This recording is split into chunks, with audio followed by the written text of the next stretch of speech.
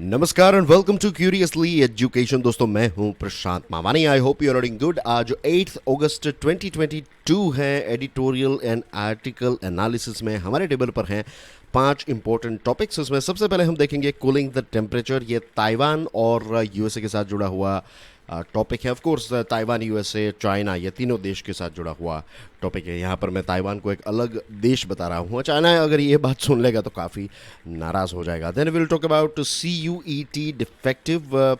एक examination conduct की जाती है, तो इसको लेकर हम बात करने वाले हैं। Then we got new vice president, Indian Express का ये आर्टिकल है। उसके बाद द ट्रिब्यून का एक बहुत ही इंटरेस्टिंग आर्टिकल है। ये एग्रीकल्चर के साथ जुड़ा हुआ है कि क्यों हमें एग्रीकल्चर को रीबिल्ड करने की ज़रूरत है, फ्यूचर रेडी करने की ज़रूरत है। और फिर लास्ट में द हिंदू न्यूज़पेपर का एक आर्टिकल है, tapping technology to check minor mineral plunder. यहाँ पर हमें रूल्स एंड रेगुलेशन के बारे में भी पता चलेगा, कितने मिनरल्स जो हैं उनको इलीगली एक्सट्रैक्ट किए जा रहे हैं। सुप्रीम कोर्ट ने क्या कहा, सेंट्रल गवर्नमेंट ने क्या कहा, स्टेट गवर्नमेंट्स क्या कर रही है, सारी चीज़ों के बारे में आज हम विस्तार से चर्चा करने वाले हैं। तो let's start with the first one, cooling the temperature. जैसे मैंने आपको बताया कि it's about USA versus China, और इस दोनों बड़े बड़े देशों के बीच में अगर कोई एक देश यू कहते हैं ना कि पिस चुका है, तो दैट इज़ ताइवान। तो on your screen you can see ये रहा चाइना, राइट, और ये रहा साउथ चाइना सी। ये वाला जो पोर्शन है, ये वाला पानी जो है, इसको कहते हैं ताइवान स्ट्रेट। और ये रहा ताइवान, तैपी जो है इसका कैपिटल है। थोड़ा ऊपर अगर आप देखेंगे तो ये रहा साउथ कोरिया, ये नॉर्थ कोरिया है। यहाँ पर जापान के कुछ आइलैंड्स आपको नज़र आ रहे हैं, right, and this is east China see here. तो आई होप ये एरिया आपको अच्छी तरीके से समझ में आ गया होगा। अब एक दूसरा इमेज भी देख लेते हैं। By the way, thank you to BBC, courtesy BBC का ये इमेज है।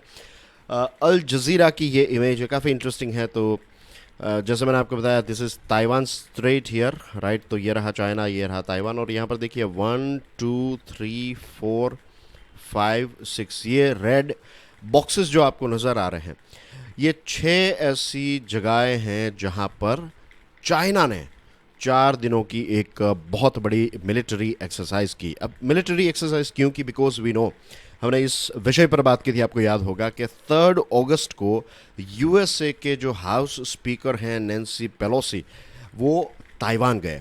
और चाइना ने पहले भी कह दिया था कि आप लक्ष्मण रेखा को पार कर रहे हैं, ऐसा आपको नहीं करना चाहिए, आप यहाँ पर मत आइए, हम चुप नहीं बैठेंगे, etcetera etcetera.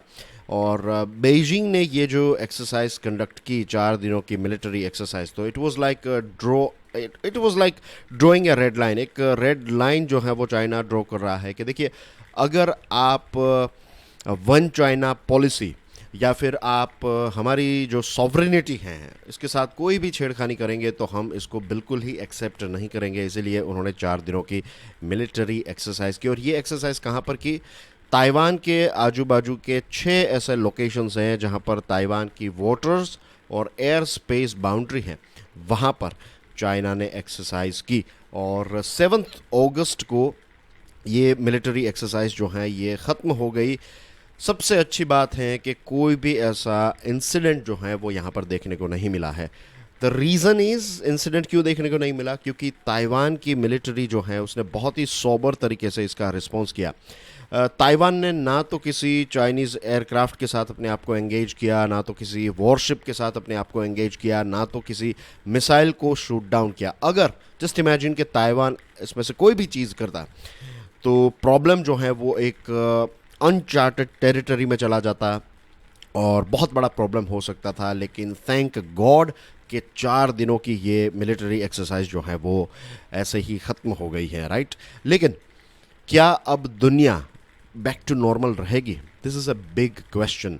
You know, Ukraine और रशिया के बीच में जब टेम्परेचर जो है वो काफ़ी हॉट हो चुका था, तो उस टाइम पर बहुत सारे एक्सपर्ट्स जो हैं उनके आर्टिकल्स को अगर आप देखेंगे, अगर आप लेट जनवरी और अर्ली फरवरी के आर्टिकल्स को देखेंगे तो यू विल फाइंड के सारे एक्सपर्ट्स ये कहते थे कि युद्ध नहीं होगा।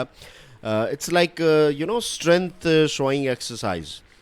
रशिया सिर्फ एक दिखावा कर रहा है और डराने की कोशिश कर रहा है, लेकिन ये सारे एनालिसिस गलत हो गए जब 24 फ़रवरी 2022 को रशिया ने यूक्रेन पर हमला बोल दिया। और उसके बाद एक टॉपिक जो काफ़ी डिस्कस किया जा रहा है अलग अलग प्लेटफॉर्म्स पर, दुनिया के अलग अलग प्लेटफॉर्म्स पर, वो ये है कि क्या ताइवान जो है वो एशिया का यूक्रेन बनेगा, क्या चाइना जो है वो एशिया का रशिया बनेगा। आप समझ गए होंगे ना कि क्या ऐसा होगा कि अचानक से चाइना जो है वो ताइवान पर हमला बोल देगा, और जैसे यूक्रेन के साथ हुआ। वी नो, हमने इस विषय पर भी, यूक्रेन रशिया वाले टॉपिक पर भी काफ़ी डिस्कशन की है, और यूएसए जो है उसका भी यहाँ पर कसूर है। यूएसए जो है उसने आई थिंक 2008 में कहा था कि यूक्रेन को नेटो की मेंबरशिप मिलनी चाहिए, और रशिया ने काफ़ी वार्निंग्स दी थी। व्लादिमीर पुतिन ने भी कहा था कि देखिए, आप नेटो का ईस्टवर्ड एक्सपांशन जो है वो बंद कर दीजिए। बार बार वार्निंग्स के बाद भी जब यूएसए यही बात पकड़कर, ये जिद पकड़कर बैठ गया, तो फाइनली रशिया ने हमला बोल दिया। तो we don't want to see something like this in Taiwan. Taiwan जो है इसकी पॉपुलेशन है 23 मिलियन, और इसके प्रेसिडेंट हैं साई इंग वैन। अब दोनों के लिए, ताइवान के लोगों के लिए और ताइवान के प्रेसिडेंट के लिए, ये जो नैन्सी पेलोसी की विज़िट है ये एक बहुत ही rare high profile foreign visit है, क्योंकि चाइना ने क्या किया है, चाइना ने अलग अलग देशों को प्रेशर करके बता दिया है कि देखिए, आप ताइवान के साथ कोई भी रिलेशनशिप मत रखिए। अगर आपको ताइवान के साथ कोई रिलेशनशिप रखने हैं तो वो वाया चाइना ही होंगे, क्योंकि वन चाइना पॉलिसी है। ताइवान जो है वो भले ही अलग है, लेकिन ताइवान में अलग पॉलिटिक्स क्यों ना चल रहा हो, लेकिन ताइवान जो है वो हमेशा चाइना का ही पार्ट रहा है, ऐसा चाइना का कहना है। और चाइना के प्रेशर में आकर बहुत सारे देशों ने डायरेक्टली ताइवान के साथ रिलेशनशिप जो है वो, एम्बेसीज और जो डिप्लोमेटिक रिलेशनशिप हैं वो तोड़ दिए हैं। तो सिचुएशन काफ़ी कॉम्प्लेक्स है। आई होप आपको बैकग्राउंड भी पता है। अगर रेगुलर स्टूडेंट है तो you know everything about what's going on here, isn't it? क्योंकि ये पहली बार हम इस विषय को डिस्कस नहीं कर रहे हैं। लेकिन अब आगे क्या, आगे फोकस यही होना चाहिए कि यहाँ पर जो एक गर्मी बढ़ चुकी है, तो ये टेम्परेचर को कूल करने की ज़रूरत है। We are talking about world's two biggest powers. We are talking about world's two biggest economies. Just imagine, right, कि यूएसए और चाइना के बीच में अगर कन्फ्रंटेशन हो गया तो पूरी दुनिया को कितना बड़ा नुकसान होगा। वर्ल्ड वॉर 3 जो है ये भी स्टार्ट हो सकता है। And we have to understand this thing कि देखिए, कुछ ऐसे मिलिट्री के लोग होते हैं जो युद्ध के प्यासे होते हैं। तो कहते हैं, राइट, जो ऐसी एक सेइंग भी है, कोट भी है, कि युद्ध जो है उसको हम जनरल्स पर नहीं छोड़ सकते, कि मिलिट्री के जो कुछ ऐसे भूखे प्यासे लोग हैं जो युद्ध ही चाहते हैं, तो ऐसे लोगों पर हम डिसीजन नहीं छोड़ सकते युद्ध का, कि युद्ध होगा नहीं होगा। ये डिसीजन जो है वो लोगों के रिप्रेजेंटेटिव को लेना पड़ेगा। और एक और चीज़ यहाँ पर ऐड करना चाहूँगा, वो ये है कि पॉलिटिशियंस भी, कुछ ऐसे पॉलिटिशियंस हैं, उनके पर्सनल एम्बिशंस पर भी हमें युद्ध को नहीं छोड़ना चाहिए। तो यहाँ पर शी जिनपिंग और बाइडेन साहब को समझना है, उनके एडमिनिस्ट्रेशन को समझना है कि युद्ध से किसी का भी फ़ायदा नहीं होगा, नुकसान ही होगा। और सिर्फ इन दोनों देशों को नहीं, पूरी दुनिया को नुकसान होगा। तो we don't want that thing, right? ऐसा नहीं चाहिए। हमने वर्ल्ड वॉर 1 किया, वर्ल्ड वॉर 2 किया, एंड वी नो इसका नुकसान जो है वो कितना बड़ा हो सकता है। कितने साल, कितने दशक लग जाएंगे चीज़ों को बैक टू नॉर्मल होने में। और अनफॉर्चुनेटली कितने सारे दुनिया के लोग जो हैं उनकी मृत्यु होगी, उनको मेडिकल फैसिलिटी नहीं मिलेगी, उनके सपने चकनाचूर हो जाएंगे। तो बहुत सारे ऐसे रिपल इफेक्ट जो है वो पूरी दुनिया पर, अगर यूएसए और चाइना एक दूसरे के साथ एंगेज होते हैं, तो देखने को मिलेंगे। तो we definitely need to cool the temperatures here. अब बात करते हैं CUET के बारे में। CUET का मतलब क्या है? Central university entrance test. 12th के बाद आप ये एग्जामिनेशन दे सकते हैं, और जितने अच्छे मार्क्स आपको इसमें मिलेंगे उस हिसाब से आपको जो सेंट्रल यूनिवर्सिटी है उसमें एडमिशन मिलेगा। जब ये CUET के बारे में पहली दूसरी बार खबर आई थी तो उस टाइम पर भी मैंने एक कॉम्प्रिहेंसिव वीडियो CUET के बारे में बनाया था। इसके पॉजिटिव्स नेगेटिव्स ये सारी चीज़ें मैंने डिस्कस की थी। ये वीडियो जो है ये क्यूरियसली एजुकेशन यूट्यूब चैनल पर अवेलेबल है, तो अगर आप उसको देखना चाहते हैं, अच्छी तरीके से CUET को समझना चाहते हैं, then you can check that video out. तो CUET की एग्ज़ाम कंडक्ट की गई और इसका जो सेकंड फेज़ था तो इसमें बहुत सारे टेक्निकल ग्लिचेस आए। सर्वर का इश्यू हुआ, फिर पेपर्स डाउनलोड नहीं हो रहे थे, सिक्योरिटी प्रोटोकॉल फेल हो गए और इसकी वजह से फाइनली NTA जो हैं, NTA एग्ज़ामिनेशन कंडक्टिंग बॉडी है, तो इसको 10% जितने जो सेंटर्स हैं वहाँ पर एग्ज़ाम्स जो हैं उसको कैंसिल करना पड़ा। नेशनल टेस्टिंग अथॉरिटी जो है इसने कहा कि CUET की एग्ज़ाम जो है ये 28 अगस्त तक अब चलती रहेगी। जस्ट इमेजिन कि क्लास 12 के जो स्टूडेंट्स हैं उन पर कितना एक प्रेशर कंडक्ट हुआ होगा।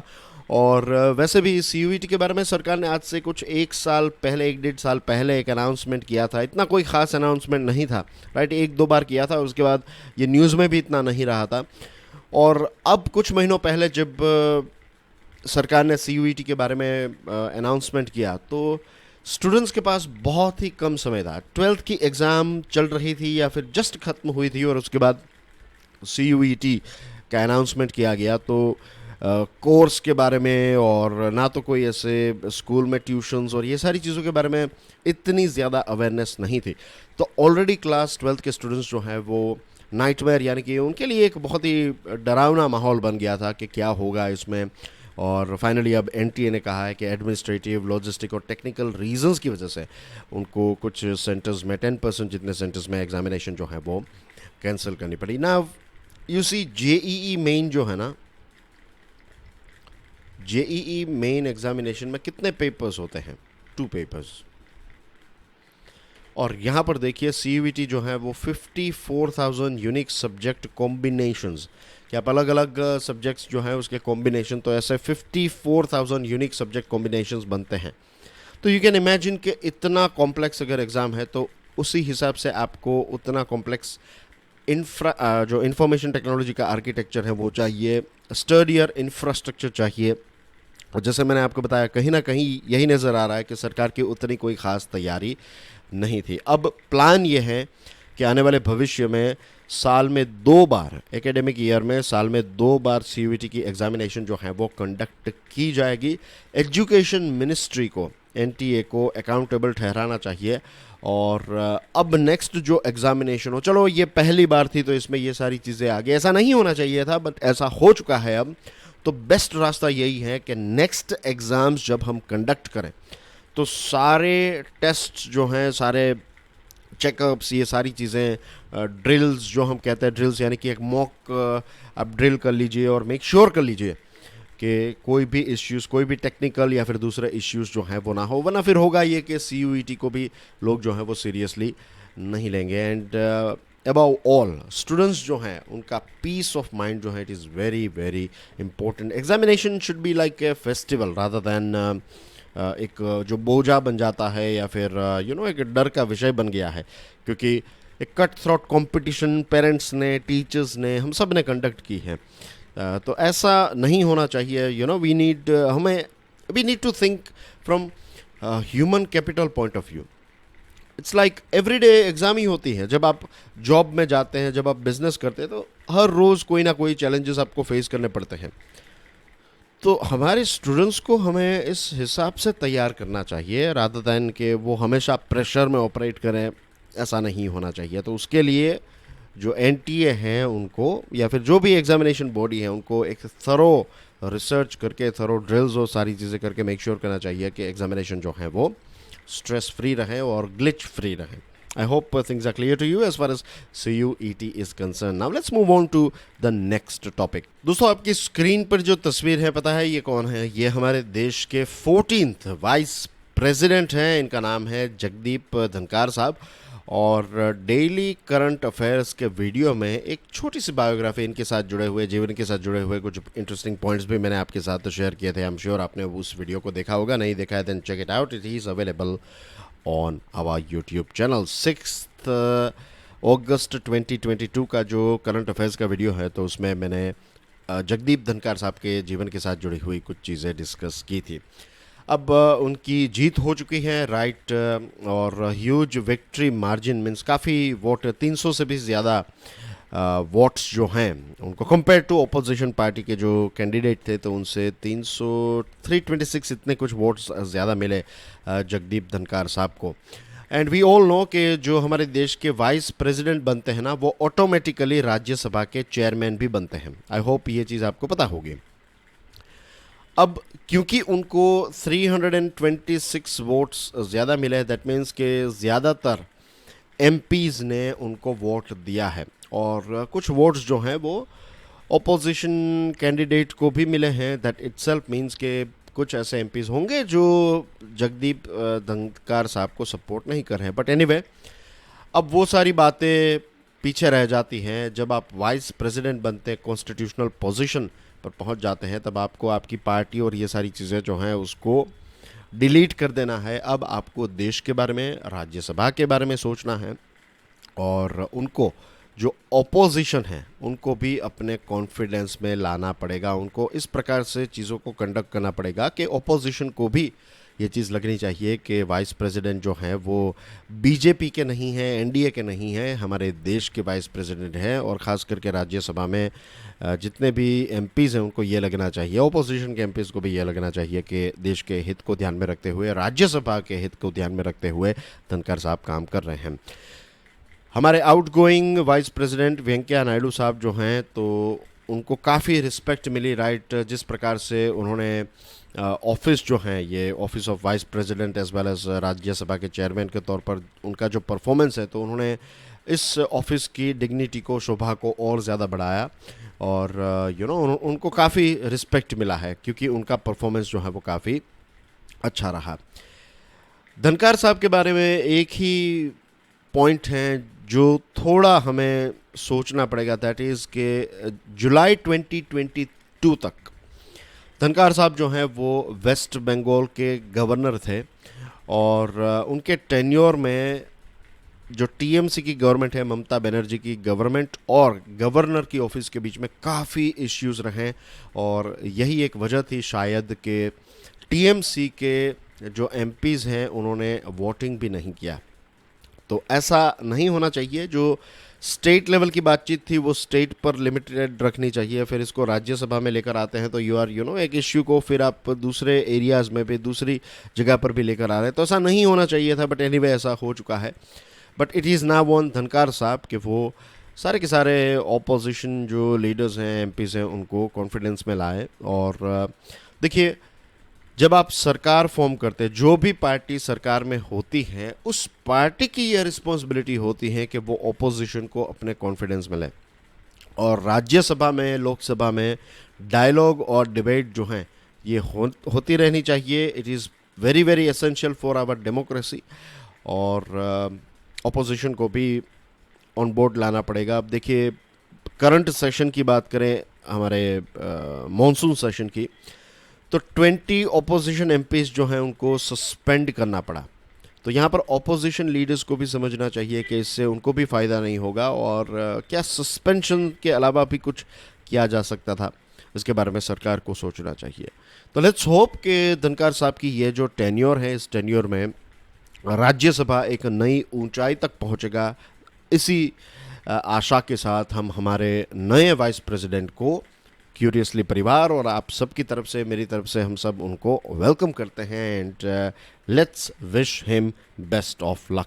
दोस्तों, अब ट्रिब्यून का ये जो आर्टिकल है, rebuild agriculture to make it future ready, ये आर्टिकल ये कहता है कि ये हकीकत है, सिर्फ आर्टिकल नहीं कहता, ये भी हकीकत है कि हमारे देश के किसानों ने एक बहुत ही इम्पोर्टेंट रोल प्ले किया है कि आज हमारा देश जो है ये फूड सिक्योर देश हो चुका है।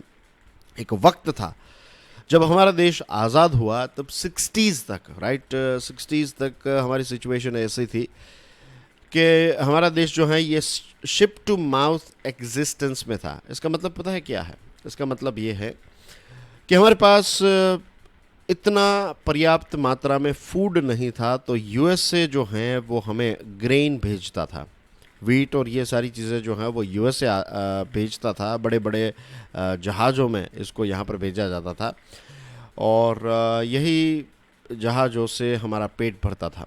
जस्ट इमेजिन ऐसी सिचुएशन थी हमारी, लेकिन किसानों, थैंक्स टू हमारे जो भारत के किसान हैं, उनकी मेहनत की वजह से आज हम फूड सरप्लस देश बन चुके हैं। आज बहुत सारी चीज़ें हम एक्सपोर्ट भी कर रहे हैं, राइट। और एग्रीकल्चर एक ऐसा क्षेत्र है जो आज भी हमारे देश की जो अर्थव्यवस्था है उसका ब्राइटेस्ट स्टार है। लॉकडाउन के टाइम पर भी हमने देखा कि सर्विसेज और मैन्युफैक्चरिंग जो है वो उतना अच्छा परफॉर्म नहीं कर रही थी, लेकिन एग्रीकल्चर जो है उसका परफॉर्मेंस काफ़ी अच्छा था। तो अगर हम राइट नीतियाँ बनाएं, प्रॉपर नीतियाँ बनाएं और अगर प्रॉपर इन्वेस्टमेंट किया जाए एग्रीकल्चर सेक्टर में, किसानों के हित को ध्यान में रखा जाए और इसी के साथ साथ एनवायरनमेंट को प्रोटेक्ट किया जाए, तो एग्रीकल्चर का ये पोटेंशियल है कि ये हमारी इकोनॉमी को रीबूट कर सकता है। लाखों करोड़ों लोगों को लाइवलीहुड यानी कि उनको रोजी रोटी मिलेगी ड्यू टू एग्रीकल्चर सेक्टर, और इकोनॉमिक ग्रोथ के लिए भी एक पावर हाउस के तौर पर एग्रीकल्चर जो है वो उभर सकता है, राइट। इतिहास की बात करें तो जवाहरलाल नेहरू साहब ने 15 अगस्त 1955 को कहा था कि it is very humiliating for any country to import food, so everything else can wait but not agriculture. उन्होंने कहा था कि ये एक शर्म की बात है किसी भी देश के लिए कि उनको फूड इंपोर्ट करना पड़ रहा है। देखिए, दुनिया के कुछ ऐसे देश हैं, कुछ ऐसी जियोग्राफीज है जहाँ पर आप इतनी सारी चीज़ें नहीं उगा पाएंगे। For example UK. अब यूके का वेदर इतना ख़राब है कि वहाँ पर आप पोटैटोज़ और ऐसी कुछ चीज़ें उगा पाएंगे, लेकिन गेहूँ, चावल, ये सारी चीज़ें वहाँ पर उगाना बहुत ही इम्पॉसिबल जैसा है और बहुत खर्च लग जाएगा, क्योंकि वहाँ पर बारिश हर रोज़ होती है, बहुत ठंड होती है। तो ऐसे देशों के लिए चलो इंपोर्ट करना ठीक है, लेकिन एक ऐसा देश, भारत जैसा देश, जहाँ पर अच्छी सीजन्स हैं, समर हैं, विंटर हैं, मॉनसून हैं, ऑटम हैं, फॉल हैं, तो इतनी सीज़न की वैरायटी है, इतनी जियोग्राफिकल डाइवर्सिटी है, तो ऐसे देश के लिए तो फूड अगर इंपोर्ट करना पड़े तो ये डेफिनेटली हमारे लिए शर्म की बात ही है। तो उस टाइम पर 1955 में जवाहरलाल नेहरू साहब ने जो ये स्टेटमेंट दिया, ये परफेक्ट स्टेटमेंट था। तो इस समय में तो हमारे पास ये सारी चीज़ें जो हैं वो खाने पीने की चीज़ें जो हैं वो यूएसए से आती रहती थी। जवाहरलाल नेहरू साहब के बाद आए Lal Bahadur Shastri as a prime minister. वो भी बहुत ही भले अच्छे इंसान थे। जय जवान जय किसान का नारा उन्होंने दिया। अब उस टाइम पर यूएसए जो है वो वियतनाम के साथ युद्ध में एंगेज था। जैसे आज यूक्रेन की सिचुएशन है, एक समय पर वियतनाम की ऐसी सिचुएशन थी। तो इस चीज़ को लाल बहादुर शास्त्री साहब ने कहा कि ये एक एक्ट ऑफ एग्रेशन है, और ये शब्द का जब इस्तेमाल किया, एक्ट ऑफ एग्रेशन, तो इससे यूएसए के प्रेसिडेंट लिंडन जॉनसन जो है वो काफ़ी नाराज़ हो गए। और फिर उन्होंने क्या किया पता है? उन्होंने फूड को वेपन के तौर पर यूज़ करना स्टार्ट किया। उन्होंने हमारे देश में फूड की सप्लाई जो है उसको कम करने की शुरुआत कर दी और हमारे साथ लड़ने झगड़ने लगे। उनको बहुत ही बुरा लगा था ये स्टेटमेंट। हकीकत थी, लेकिन उनको वो सत्य को डाइजेस्ट नहीं कर पाए। तो फिर भारत ने क्या किया? भारत ने ग्रीन रेवोल्यूशन की शुरुआत की। अब ग्रीन रेवोल्यूशन से पहले हुआ था मिल्क रेवोल्यूशन, जिसको हम वाइट रेवोल्यूशन कहते हैं। और ये डेयरी कोऑपरेटिव और अमूल की शुरुआत हुई, राइट। कोरियन वर्गिस इसके जनेता थे। तो ये जो कोऑपरेटिव मूवमेंट हुआ मिल्क रेवोल्यूशन या फिर वाइट रेवोल्यूशन, इसको वर्ल्ड का सबसे सक्सेसफुल रूरल डेवलपमेंट प्रोग्राम माना जाता है। और इससे हुआ ये कि हमारे देश में दूध जो है उसका प्रोडक्शन काफ़ी बढ़ गया। तो मिल्क रेवोल्यूशन से, ये वाइट रेवोल्यूशन से हमें एक प्रकार की हिम्मत मिली और फिर हमारे देश में ग्रीन रेवोल्यूशन की भी शुरुआत हुई। Prime Minister Indira Gandhi allowed the import of 18,000 tons of Miracle Dwarf wheat varieties in 1966। 1966 में हमारे उस टाइम के प्राइम मिनिस्टर ने अलाउ किया कि हम इतने वीट को, 18,000 टन वीट को यहाँ पर इंपोर्ट करें, और साइमल्टेनियसली ग्रीन रेवोल्यूशन की शुरुआत जो है वो भी कर दी थी। और जैसे ही ये वीट और सारी चीज़ें हमारे देश में आई, तभी ग्रीन रेवोल्यूशन का भी रिजल्ट हमें देखने को, जो हरित क्रांति है उसका रिजल्ट भी हमारे यहाँ पर देखने को मिला। बहुत ही बड़ी क्वांटिटी में हमारे देश में फूड का प्रोडक्शन होने लगा। तो धीरे धीरे उस समय से हम इंडिपेंडेंट होने लगे। और जवाहरलाल नेहरू के समय की बात है जब उन्होंने पटनगर में पहली बार ये पहली हमारे देश की एग्रीकल्चर यूनिवर्सिटी की स्थापना की। उसके बाद लुधियाना में पंजाब एग्रीकल्चर यूनिवर्सिटी की स्थापना हुई। न्यू दिल्ली में इंडियन एग्रीकल्चर रिसर्च इंस्टीट्यूट की स्थापना हुई। और ये सारे इंस्टीट्यूशंस जो अर्ली इंस्टीट्यूशंस हैं, इन्होंने ग्रीन रेवोल्यूशन पर काम किया और ग्रीन रेवोल्यूशन जो है वो काफ़ी सक्सेसफुल हो गया और धीरे धीरे हम फिर इंडिपेंडेंट बन गए। जैसे मैंने आपको बताया कि फिर हमें यूएसए जैसे देश पर निर्भर होने की ज़रूरत नहीं थी। फिर वीट में जो हमें सक्सेस मिला, तो ये सक्सेस हमने राइस में भी ट्राई किया, तो उसमें भी हमें सक्सेस मिला। और cotton, sugar cane, fruits, vegetable, सारी चीज़ों में हमारा प्रोडक्शन काफ़ी बढ़ गया। और आज देखिए भारत जो है वो 315 मिलियन टन फूड ग्रेन पैदा करता है, 325 million ton fruits and vegetables produce करता है। रही बात मिल्क की, तो दुनिया में सबसे ज़्यादा मिल्क हमारे देश में प्रोड्यूस होता है, 204 मिलियन टन का आंकड़ा हमने क्रॉस कर लिया। तो वाइट रेवोल्यूशन, ग्रीन रेवोल्यूशन काफ़ी सक्सेसफुल रहे। लेटेस्ट जो एक assessment survey of agriculture house holds 2019 conduct किया गया, तो इसमें हमें पता चलता है कि एवरेज इनकम जो है हमारे किसानों की, that is somewhere around 10,286 rupees, right. ये पर मंथ की इनकम है। तो अगर आप 12 महीनों का अगर आप कैलकुलेशन निकालें तो it's somewhere around let's say 1,20,000 rupees per year, which is not enough. ये पर्याप्त नहीं है हमारे किसानों के लिए। And remember this is an average. तो बहुत सारे किसान होंगे जिनकी ईयरली इनकम 50,000 भी होगी। तो अब हमें इसमें एक बदलाव करने की ज़रूरत है, क्योंकि देखिए दुनिया भर में ग्रोथ हो रहा है, लेकिन जॉबलेस ग्रोथ जो है ये हो रहा है। और ऑटोमेशन आने की वजह से बहुत सारी जॉब्स जो हैं वो चली गई हैं। तो एग्रीकल्चर एक ऐसा सेक्टर है जो बड़ी मात्रा में यंगस्टर्स को और वर्कफोर्स को एब्जॉर्ब कर सकता है, उनको अच्छी जॉब्स प्रोवाइड कर सकता है। और 75th एनिवर्सरी हम सेलिब्रेट करेंगे, राइट, इस 15 अगस्त को। तो we need to think about it. We need to think कैसे हम एग्रीकल्चर को रीबिल्ड कर सके, कैसे हम फिर से हमारे गाँव को होप्स और एस्पिरेशन का नया हब बना सके, और कैसे हम गारंटीड इनकम हमारे किसानों के लिए तय कर सके। और ख़ास करके इस क्लाइमेट चेंज के ज़माने में तो हमें इसके बारे में सोचने की ज़रूरत ही है। हमारी सरकार जो है, प्राइम मिनिस्टर मोदी साहब की सरकार, तो उनका विज़न है सबका साथ सबका विकास।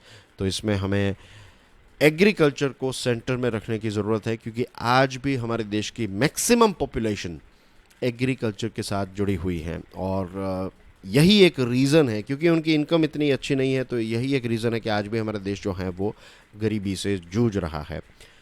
तो अगर एग्रीकल्चर में प्रॉपर इन्वेस्टमेंट किया जाए, राइट, फूड प्रोसेसिंग को एक नए लेवल पर ले जाया जाए, तो we can produce more, we can produce good quality, export किया जा सकता है। दुनिया में कितने सारे देश हैं जिनको जो अपने खाने पीने की चीज़ें जो हैं वो पैदा नहीं कर सकते, तो भारत ये सारी चीज़ों को एक्सपोर्ट करके कितने सारे पैसे भी कमा सकता है, इज़न्ट इट। तो दिस इज़ द रीज़न कि एग्रीकल्चर जो है वो हमारी इकोनॉमी को रीबूट कर सकता है, ऐसा ये आर्टिकल कह रहा है, because of this things. I hope things are clear to you. दोस्तों अब बात करते हैं इलीगल माइनिंग के बारे में, या फिर माइनिंग प्रॉपर नहीं होती और इसकी वजह से क्या क्या चीज़ें हो रही हैं और कैसा इसको सॉल्व किया जा सकता है।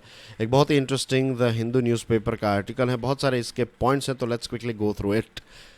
डेवलपमेंट की स्पीड हमारे देश में बढ़ रही है, और डेवलपमेंट के साथ साथ आपको चाहिए इंफ्रास्ट्रक्चर। तो इंफ्रास्ट्रक्चर के लिए आपको चाहिए सैंड, ग्रेवल, ये सारी चीज़ें। तो माइनर मिनरल्स जो हैं इनकी डिमांड काफ़ी बढ़ चुकी है, राइट। 60 मिलियन मेट्रिक टन डिमांड ने क्रॉस कर लिया है। अब एक बहुत ही इंपॉर्टेंट पॉइंट आपकी स्क्रीन पर है। पानी के बाद वाटर इज़ नंबर 1, इसके बाद सेकंड नंबर पर हमारे प्लेनेट पर, इस पृथ्वी पर सेकंड नंबर पर अगर कोई लार्जेस्ट एक्सट्रैक्टिव इंडस्ट्री है तो दैट इज़ मिनरल माइनिंग। और हमारे देश में तो कितनी सारी जगहों पर माइनर मिनरल्स जो हैं उनको इलीगल माइन किया जा रहा है, और खुलेआम ये चीज़ हो रही है। जनरली क्या होता है कि अगर कोई कॉन्ट्रैक्टर है, कोई कंस्ट्रक्शन का काम चल रहा है, हाईवे का या फिर कंस्ट्रक्शन का प्रोजेक्ट है, तो आपको डेडिकेटेड ऐसे जो क्वेरीज होती हैं जहाँ से आपको ये ग्रेवल और ये सारी चीज़ें जो हैं वो ट्रांसपोर्ट करनी पड़ती हैं ऑन पेपर। लेकिन खुलेआम जो नज़दीक के एग्रीकल्चर के लैंड्स हैं, जो फेलो लैंड्स हैं, तो यहाँ से ये ग्रेवल और सैंड जो है उसको माइन किया जाता है। करप्शन भी बहुत बड़ी मात्रा में माइनिंग में चल रहा है। और मेजर मिनरल्स जो हैं वो चलो सेंट्रल गवर्नमेंट के द्वारा देखे जाते हैं, लेकिन जो माइनर मिनरल्स हैं ये सारी चीज़ें इसके साथ जुड़े हुए रूल्स, इसके rates of royalty, mineral concessions, enforcement, ये सारी चीज़ें किसको देखनी है? ये एक्सक्लूसिवली स्टेट गवर्नमेंट्स को देखनी है। The Environment Impact Assessment EIA notifications of 1994 and 2006 made environmental clearance compulsory for mining in areas more than or equal to 5 hectares। अगर 5 हेक्टर वाला एरिया है और वहाँ से आप माइनिंग कर रहे हैं तो आपको एनवायरमेंटल क्लियरेंस लेना कंपलसरी है। ये EIA ने 1994 और 2006 के अपने नोटिफिकेशन में बताया था। उसके बाद 2010 में सुप्रीम कोर्ट ने कुछ चेंजेस किया। सुप्रीम कोर्ट ने ये किया कि 5 हेक्टर से कम वाला एरिया जो है वहाँ पर भी ये एनवायरमेंटल क्लियरेंस जो है वो आपको लेना पड़ेगा, चाहे आप माइनर मिनरल्स कर रहे हैं, कुछ भी हैं, तो you need to take that permission. ये चीज़ सुप्रीम कोर्ट ने भी बता दी थी और यही चीज़ जो है वो हमें फिर environmental aspect of quarrying of minor mineral 2010 में भी देखने को मिलती है। EIA जो है इसको 2016 में फिर से अमेंड किया गया और इसमें 5 हेक्टर से कम वाले एरिया में अगर आपको माइनर मिनरल्स निकालने हैं तो एनवायरमेंटल क्लियरेंस लेना मैंडेटरी जो है वो कर दिया गया।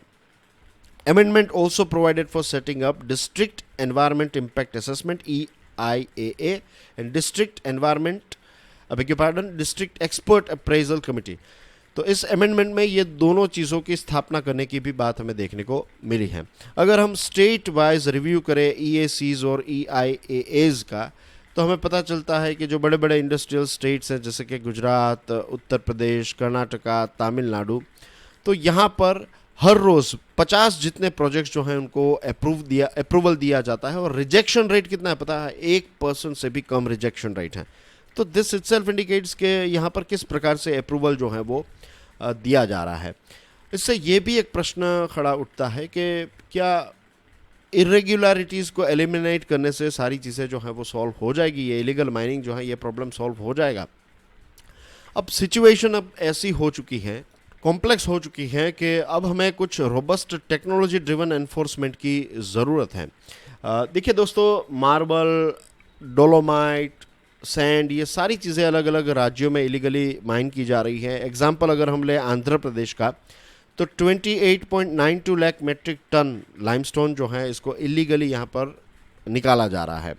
और यूनाइटेड नेशंस एनवायरनमेंट प्रोग्राम ने 2019 में ये कहा था कि भारत और चाइना दो ऐसे देश हैं जहाँ पर इलीगल सैंड माइनिंग जो है वो सबसे ज़्यादा हो रही है और इसकी वजह से एनवायरनमेंट जो है वो डिग्रेड हो रहा है।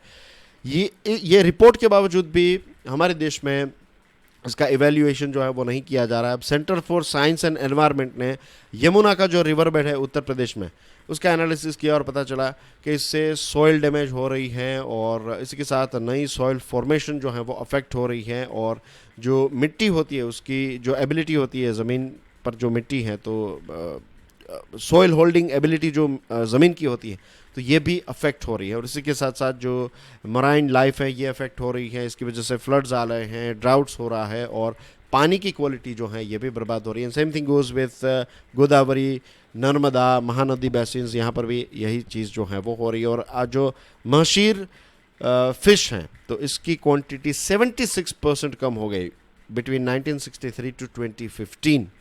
और इलीगल माइनिंग से एनवायरनमेंट के साथ साथ जो स्टेट है उसको भी काफ़ी नुकसान होता है। 70% जितना माइनिंग एक्टिविटीज़ जो रेवेन्यू है तो उत्तर प्रदेश को इतना नहीं मिल रहा है और सिर्फ 30% इलीगल एरिया जो है ये इलीगली माइंड है, लेकिन उससे उत्तर प्रदेश को 70% जितना माइनिंग एक्टिविटी का रेवेन्यू नहीं मिल रहा है। बिहार को 700 करोड़ का नुकसान हो रहा है। ये बात है लेट्स से 2016-17 की, तो 700 करोड़ का नुकसान, कर्नाटका को 100 करोड़ का, मध्य प्रदेश को 600 करोड़ का नुकसान हुआ because of this illegal mining. Judicial orders जो हैं ये स्टेट गवर्नमेंट्स के द्वारा बार बार निगलेक्ट किए गए हैं। एक एनजीटी की ओवरसाइट कमेटी जो है उसने भी उत्तर प्रदेश, वेस्ट बंगाल, बिहार, मध्य प्रदेश को कुछ आदेश दिए थे, उसका प्रॉपर फॉलोअप नहीं हुआ है। तो what we need now, we need satellite imaginary. इस आर्टिकल में ये सॉल्यूशन दिया गया है कि अगर हम लेटेस्ट टेक्नोलॉजीज़ का इस्तेमाल करें, फॉर एग्जांपल एनजीटी ने कुछ राज्यों को कहा है कि आप सैटेलाइट इमेजनरी का इस्तेमाल कीजिए और इसी के साथ साथ हम एडिशनली ड्रोन्स का, internet of things, blockchain technology, global positioning system, radar and radio frequency locators, इन सारी चीज़ों का अगर इस्तेमाल करें तो हमें पिछले 15-20 सालों के पिक्चर्स के साथ आज के पिक्चर्स को हम कंपेयर करके देख सकते हैं कि कहाँ पर कितना इलीगल माइनिंग हो रहा है, कहाँ पर परमिशन दी गई थी, वहाँ पर क्या चल रहा है, सारी चीज़ें। और एक बार ये सारी चीज़ें हमारे पास आ जाए तो फिर उस हिसाब से हम एक्शन ले पाएंगे। गुजरात और हाई कोर्ट ऑफ मद्रास जो है उनके डायरेक्शन से गुजरात ने ये टेक्नोलॉजी का इस्तेमाल जो है वो स्टार्ट कर दिया है, और मद्रास हाई कोर्ट ने भी यही आदेश दिया था कि इलीगल सैंड माइनिंग को रोकने के लिए टेक्नोलॉजीज़ का इस्तेमाल किया जाए। तो लेट्स होप के अलग अलग राज्य जो हैं इसका जल्द से जल्द इम्प्लीमेंटेशन करेंगे, वरना फिर एनवायरमेंटल डिग्रेडेशन और रेवेन्यू का लॉस जो है वो कितना बड़ा है वो तो हमने समझ ही लिया है, isn't it? So that's everything in today's discussion dear friends. आपके लिए एक प्रश्न है, इस प्रश्न को PDF डाउनलोड करने के बाद देख लीजिएगा। एंड आज का वीडियो अगर पसंद आया हो तो please share it with other students as well. I will see you soon with some more interesting videos. Till then enjoy your studies. God bless you all. जय हिंद।